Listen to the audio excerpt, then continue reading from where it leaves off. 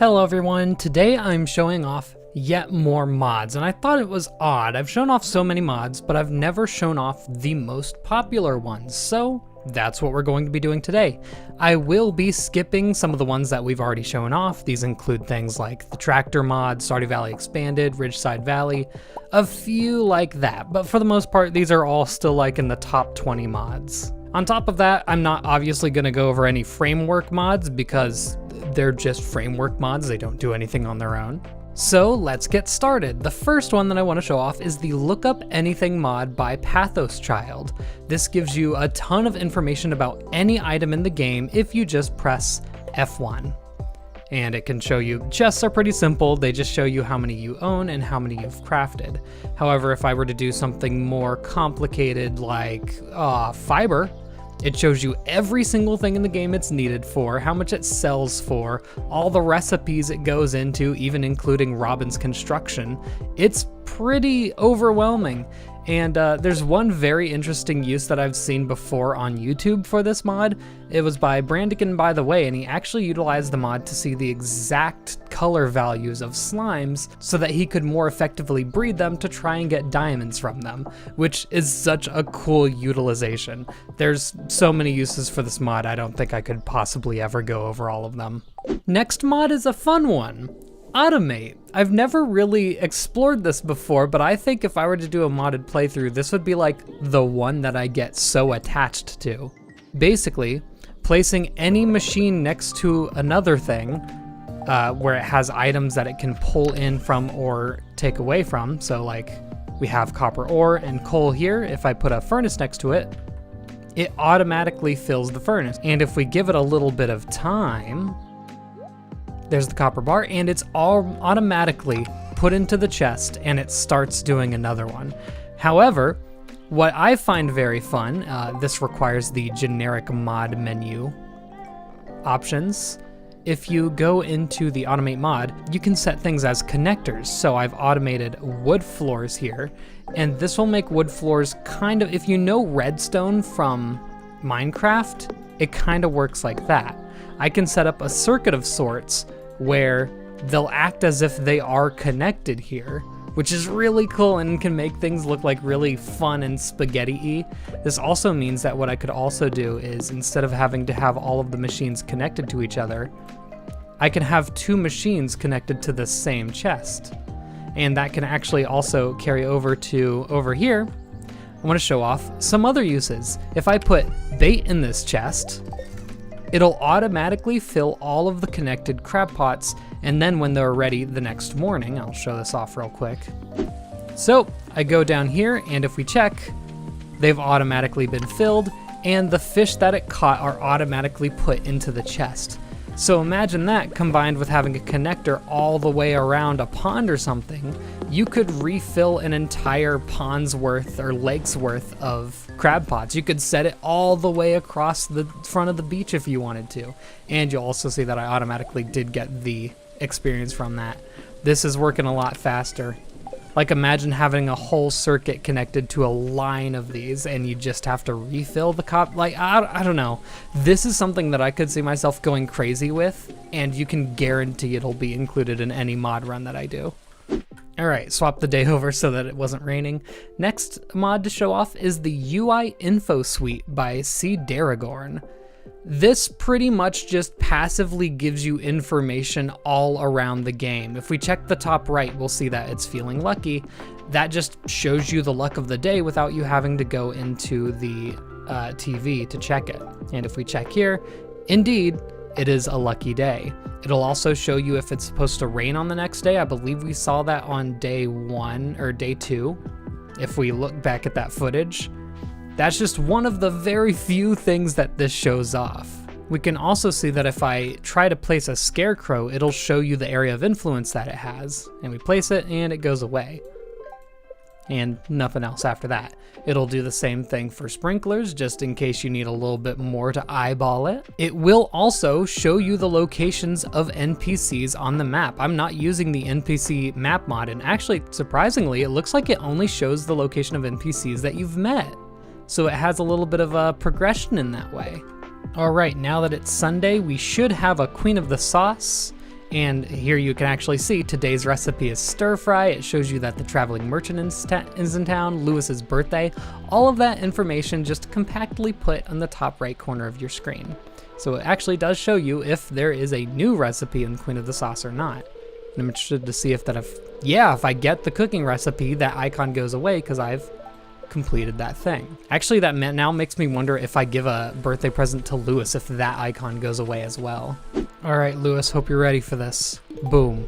Yeah, the birthday icon goes away. So it'll actually tick them off as you do them. That's really cool, I like that. Last thing I'm going to show off on this mod is you might have seen this little experience bar on the bottom right. It shows you how much experience you gain from a certain action. So I knocked that down, experience up by 12, and I leveled up, and it shows that in the bottom left, and it also shows you how much experience you have left there. Expanding on that, I have the experience bars mod by Space Chase, and if I press X here, in the top left, you'll see that all the experience bars for all 5 stats are up there in the top left corner. And if you have the generic mod configure menu, you can change the button that toggles it on and off, or you can move it around your screen. I don't know what the max value is, but we'll change the X position. No, we'll change the Y position to 100. I don't know if that'll move it downwards or not. Okay, yeah, it moved it downwards just a slight bit. That makes me wonder if it's by pixels. It probably is by pixels. So you can completely customize if you want it on the bottom left, if you want it right under this. Completely customizable. It might seem moot with the UI info suite mod, but I think seeing all 5 of them next to each other at any time is really nice. And of course you can hide it so it won't get in the way. Next mod I'm showing off is the winter grass mod by Cat Catty Cat. If you didn't know, normally in winter, all grass on your farm will die, and that leaves you to your own devices to buy hay for all of your animals. However, with this mod, we're on fall 28th, as you can see. Move on to 1st of winter. I didn't know it would do a little sound effect. That's funny. The grass is still there and still harvestable in anything. The funny thing about this is if we have winter set to winter 28th and we have grass on the ground, of course, and we progress the season to spring, I got a fishing level simply from those crab pots in the bottom right. The grass grows exponentially, and the grass grows by a ton. And this actually happens because, of course, going from winter to spring, you're not gonna have a lot of grass on, so it bumps up the multiplier to giving you grass to a stupid margin. You can actually do this in the vanilla game as well. All you have to do is put down some grass starter on winter 28th, and since it's going over to spring, it won't die overnight. It'll stay, and you'll get this same effect, which is really cool. And now I have to clean it all up, I guess. Next up is the Gift Taste Helper mod. This one's pretty simple. It's by TS Staples, you know what? It's probably T Staples. You look at the calendar, scroll over anyone, and it'll show you all of their favorite gifts. Makes things a little bit less guessy, and I think it's not showing their gifts simply because I haven't met them yet, but I've met Kent and Lewis. And it also does this if you look at your social area, and it'll show you all of their favorite gifts as you go over them.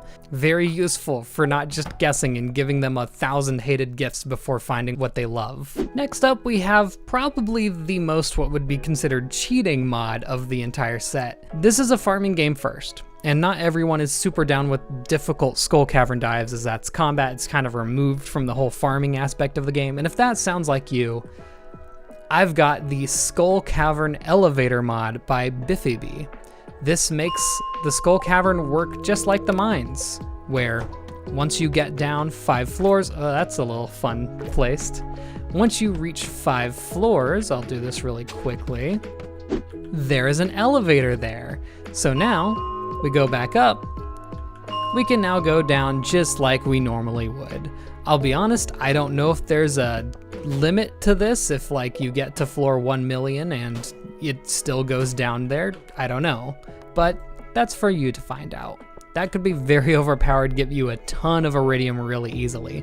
But if you don't like interacting with the combat portions of the game, that'll help you out a ton without outright skipping the content. Next mod I have to show you is the CJB Show Item Sell Price by Pathos Child once again. They make a lot of these mods. This is very simple. If you scroll over anything, it shows you the sell price of it.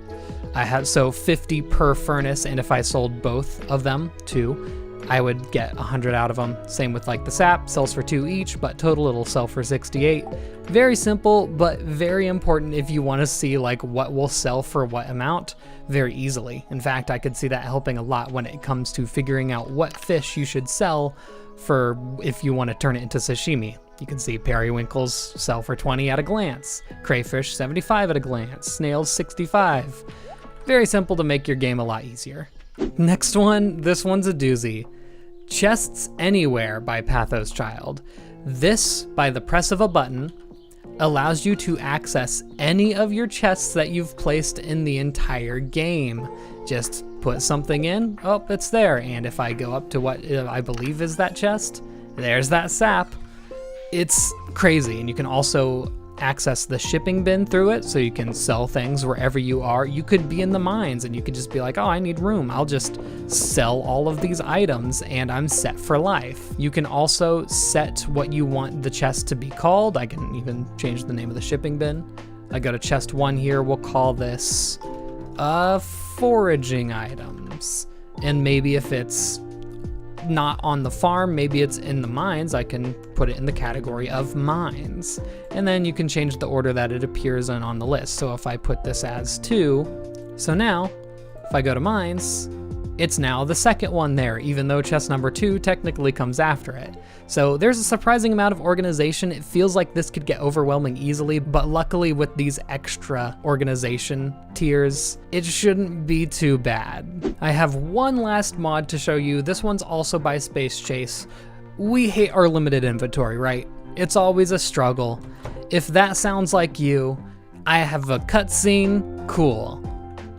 There's one more backpack upgrade you can buy with the bigger backpack mod. This will add a 4th slot to your backpack, and it costs 50,000 gold, so it's not cheap. So I wouldn't even consider this like broken or anything. That's a lot of money to give up for just one row of inventory space, but I mean, look at that. Look at that. Especially if you're playing with like a lot of expanded mods, so you have a lot more items in the game, this will lessen the load a little bit more. And I think that's probably why it's so popular. Once you start adding in mods that add cooked recipes, new foraging items, it can get overwhelming really quickly. That ought to do it. Let me know, of course, if there's any other mods that you would like me to show. A lot of people really wanted me to show off the UI Info Suite mod, so that's partly why I did a video like this. Thank you all for watching, and good night.